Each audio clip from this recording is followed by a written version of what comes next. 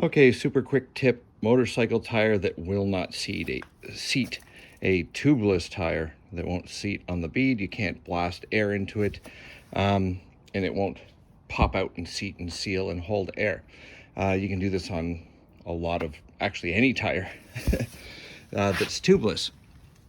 And my problem is this, my air chuck has a little pin in it that, unless there's a valve inside the tire valve, it won't blow air. I don't have a straight through one that just blows the whole 120 psi straight in.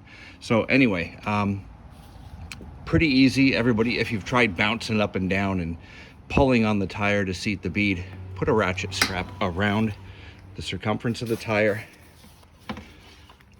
and then tighten it until the tire squishes out and the bead will seal all the way around. And then put just enough air in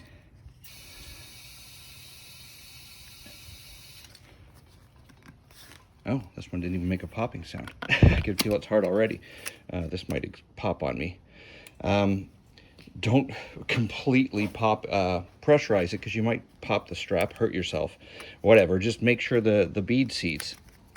No leaks. I'm gonna pop my strap. Come on.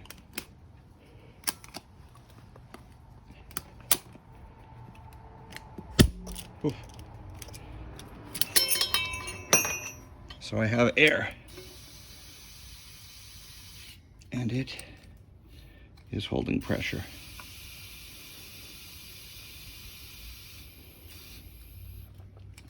And on most tubeless tires, inflate them about 5 psi past what your regular inflation is when it's warm, and then wait about 20 minutes and then take it down to the regular inflation. That will take any, when they wrap tires from the factory, they usually have tape around them and everything, and it makes a little bit of lumps, especially with mountain bike tires. These things are brutal for that.